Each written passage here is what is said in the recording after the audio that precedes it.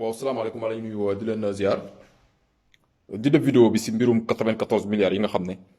moom la ay nit jug ay journaliste ak ay avocat yoo xam ne ñoom ay maître chanteur lañu ñoo xam ne ñoom ci lépp loo xam ne dañu gis ne ay mbirum pen la ñoom ci la ñu jug di ci utum xaalis te Sénégal googu nag defe naa moo weesu naam du ñu ay fiscaliste naam liggéeyu ñu impôt domaine naam liggéeyu ñu ministère des finances mais lu mu néew am nañu xam-xam bu ndaw mën nañu lire mën nañu déglu di comprendre. Ce qui s'est passé mooy dafa am famille boo xam ne dañu am suuf boo xam ne état dafa ñëw di ko jël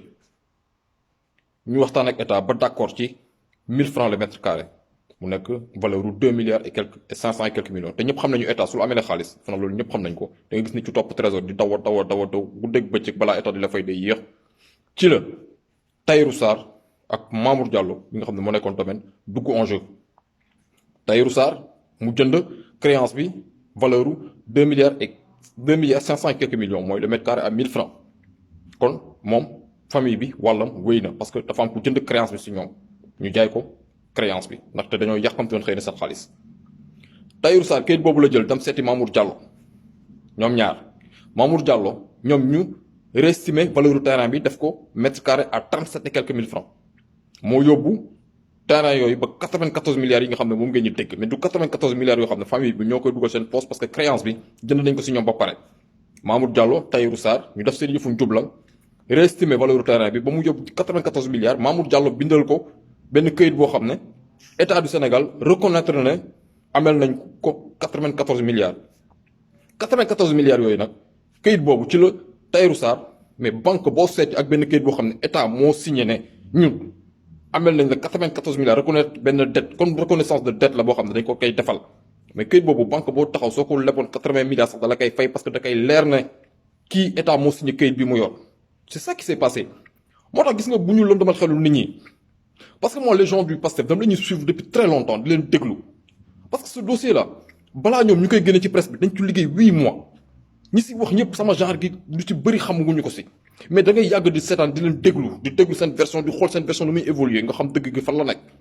koo xam ne ça fait 8 mois avant même muy dénoncer dossier bi liggéey na si kooku du benn waay mooy jug rek naan attaayaam teg kafeem pare dem toog ci plateau télé ne da ngay détruire lu ñu wax li ñuy wax ñoom kenn mënu ko détruire bu fekkee ne yow am nga xel te tamit Sénégal ñor la di nga xam ne dossier bi ñu yor ñoom lu solide la ñu yor parce que agité nañ fi sax benn mbir ne xam nañu banque bi joxe xaalis bi mais banque bi joxe xaalis bi parce que quand j'écoute même sur Jakaarlo ma déglu comment il s'appelle encore Malal Talla mon gars sama xarit la moom maa koy ziar Malal Talla wala nga dégg Charles da nga lañ dégg ñu naan non parce que état su génnee xaalis foog mu jaar trésor te su jaaree trésor foog ñu budgétiser ko te gisuñu benn trace ci budget Sénégal foo xam ne état du Sénégal de génne na 94 milliards mais kenn mësu leen wax loolu aussi faut écouter les gens loolu ñu tamit dem ci débat yi di indi ay commentaires foog ngeen déglu suivre affaire bi aussi parce que c'est trop facile aussi di débattre ci loo xam ne maîtriser woo ko ça je suis désolé mon ami Malal je suis désolé Charles ak keneen ñi siy wax non Mamour Diallo dafa signé Tahirou Sarr kayit boo xam ne état du Sénégal reconnaît devoir 94 milliards à Tahirou Sarr kayit boobu la ñu jël dem ci banque lépp ci xaalis valeur 46 milliards mooy yooyu soo ko ne xam naa ban compte la jaar donc bu ñu jëm la damay xel ñun du ñu ay dofa du ñu ay dof ñu ngi déglu di suivre ñun leen la ñu ñaan fu mu nekk nii mooy justice bi dem jusqu'au bout parce que man gëm naa ne sax du dem jusqu'au bout parce que lii yëpp pour lëndamal xelu nit ñi la parce que l'histoire de Mamour Diallo waxtaan naa ci ak benn waay bu nekkoon APR si jeune du ma tudd turam ça va faire plus d'un an ñu waxtaanoon si mu ne ma Moustapha mu ne ma gis nga dossier bi ko Macky Sall yégee dafa mer parce que Macky Sall n'oublions pas que c'est le président de la République c'est l'homme le plus renseigné au Sénégal c'est l'homme le plus renseigné au Sénégal li ñu wax nii yëpp moo ñu ko gën a maîtriser junni yoon xëy na am na yoo xam mënu ci wax wala peut-être xëy na am na ñoo xam ay partisans la ñu bokk ci parti am mënu ci wax wala mu la ñu protéger comme d'habitude mais moo tax mu def Mamour Diallo au placard da ko ci mere mais foo leen mës a gis un homme politique bu nekk un grand leader à Louga ñu xam bastion boobu ni ko politiciens yu bëri soxla mu jël ku mel ni Mamour Diallo foofu mettre le au placard Mamour Diallo amatul benn poste parce que Macky Sall da ko ci mere donc prenez pas les gens pour ñu amul xel même le juge bii nga xam ne tey dafa convoqué Sonko mais day maslaa du mujj fenn parce que bëgguñu affaire bi yegg parce que gis nga kaay ma wax leen dara nag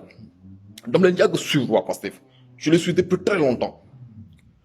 même El Malick Ndiaye Aldiouma Sow Pape Diomaye def Diomaye Faye je crois il s'appelle des fois dama la ñuy xool ci débat dañu am benn sourire bu xaw a espiègle suñu wax ak seen naataangoo yi si plateau yi dañ leen naan souvent da leen gëstu vous entendez souvent ce mot là waa Pastef di ko utiliser naan gars yi da leen gëstu moo tax ma la ñuy tooñ sax naan yéen waa Pastef xanaa da ngeen ñu def regroupement comme nawetaan balaa ngeen ñam ci plateau yi parce que dañu gëstu duñu tëb rek wax dañu gëstu ñi ngay këy ci leer li ñu wax dafa simple 94 milliards l'état du Sénégal n'a pas sorti 46 milliards mais Sonko mais il est major de sa promotion kooku dafa jàng gars yi na ko yow li nga jàng ñu ne ko mu ne yaa si jël paie loolooy major de sa promotion un fiscaliste ngeen foog dina génn rek di wax ay waxu fla nii ñu mu àndal ñëpp ce sont des cadres ay gars yu jàng lañu duñu ay samba booyu ñi ñuy jël for leen rek joxe ci télé yi ñuy défendre l'indéfendable dans ce pays on n'est pas dupe duñu waxantu moo tax gis nga dem lañu wax da leen seetlu souvent El Malick Ndiaye Aljuma Sow noonu la tudd Amadou Ba su defee naa Amadou Ba sama xarit la sur Facebook maa ngi jégalu su ma xawee tur bi Diomaye Faye ils sont sur espiègle suñu wax ak seen co-débatteur dañ naan da leen gëstu ñoom dañu gëstu te ñun tam dañuy déglu on n'a jamais dit personne j'ai entendu personne dire que l'état du Sénégal a décaissé 94 milliards ou 46 milliards l'état du Sénégal décaissé gul un centime këyit boobu noonu la Mamour Diallo signal Tahirou Sarr et ce papier là ku ko yor banque boo dem taxaw ñu lebal la ci la am 46 milliards yu génn moom 46 milliards yooyu Ousmane Sonko di tudd ñoom ñoo la gën a xam 46 milliards génn na xam nañ ko te nag juge bi day leen demal xelu nit ñi ñu naan convoqué nañ ko dañu bëgg a mbir mi leer dara du ñu leeral dara parce que bu ñu demee ba ci biir comme ces gens là qui disent na génnee preuve yi mais kan moo fi dof fii yow nit dina toog yor dossier di ko liggéey ku dégg bëccëg génne ko nga xëy naan sa café yëy sa madeleine dem toog ci plateau télé ne da ngay détruire dossier boobu non nit ñi du ñu ay dof man loolu amoon lu may wax c'est 94 milliards là du ci nguuru Macky bi lay leeree kooku je vous l'ai dit tout de suite juge bi day soob nii rek ça va du mujj fenn day xaw a ñu convoqué Sonko léegi ñu ne le temps de la justice n'est pas le temps mooy seen phrase yooyu ñuy génne de xawma le temps de la xawma lan ak lan Khalifa Sall en moins d'un an jaar na tribunaux yëpp Sénégal tribunaux yëpp jaar na fa mais bii nii ils vont nekk di tourner en rond ñu naan comme ça l'état mi ngi def Mamour Diallo ça fait 18 mois gis ngeen comme porte plainte Mamour Diallo yow fa mu musay gis nit bu ñu jiiñ lu toll ci 94 milliards nga nekk ci réew mi juddoo fi am fi ay doom am fi ay mbokk nga toog fi nga toog ne du ma porter plainte ñoo la gën a xam lu ci nekk lu tax aussi Macky Sall mettre ko au placard parce que Macky bu mu déggee mbir bi da ci renseigné wu quand il s'est renseigné on lui a dit clairement monsieur le président kii da ci def njuuj bu dëgër ñu ne ko Sonko mi li mu wax nii fu wér la ko teg mais Macky Sall moo tax Macky Sall mettre ko au placard yéen foo leen mës a gis ku nekkoon ancien directeur des impôts et domaines ñu jël ko teg ko ci placard bi jël ay sàmmam booy Tamsir Faye bi nga xam ne fii la nekkoon xaw ma Marseille di riisu ay poto téléphone yi kooku sax jox nañ ko poste Mamour Diallo ñu jël ko aj ko fecc ci àll bi parce que Macky Sall xam ne ne le gars il est complètement mouillé et lii nii day gàllankoor affaire man loolu la amoon lu may wax ci vidéo bi maa ngi tuub di jégalu nag ci kàddu yi mais aussi nit ñi nañu dégloo xel et aussi cette jalousie là man ça me sidère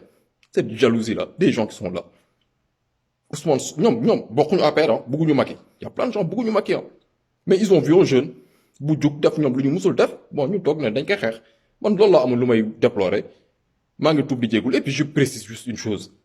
man bokkuma Pastef bokkuma APR bokkuma fenn les gens souvent ils me mettent une étiquette genre peut-être que kii tel parti bokkuma fenn man Ousmane Sonko lijjantiwuma ko fu mu dëkk jabaram nu mu tudd maamam nu mu tudd papam kon ni gars yi def politiciens yi kii doomu xawma farañ jàkk xawma wax tudd ay maamam je connais pas du tout je connais ça m'intéresse même pas dama gis benn nit boo xam ne mi ngi jëmmal loo xam ne ñun la képp kuy sénégalais bëgg si réew loolu la bëgg réew mi ma ànd ci ba suba ngoon naka ça man je m'en cache pas sama carte électeur ngi nii mën naa ko génnewaat fii laa koy jël teg ko fu ko Ousmane Sonko soxlaa ma yëkkati carte bi jox ko ne ko affaire bi yow la defaral dëkk bi ma loolu laa gëm man gëwuma ay nit Sonko jabaram nu mu tuddoog tantam maamam nijaayam këram dafa bleu je m'en fous lijjantiwuma ko c'est pas du tout mon problème moi je suis pas des gens comme ça kon ne gars yi di def kii mooy sama leader rek ay kii mooy sama chef de parti ay leader ay sa affaire yu ñàkk fayda yooyu sax la ñu war a bàyyi Sénégal ay sama leader sama xawma lan ak lan man j'ai pas de leader yàlla rek ay sama leader su des ñëpp je m'en fous loolu am lu may wax ci vidéo bi maa ngi tuub di jégalu asalaamaaleykum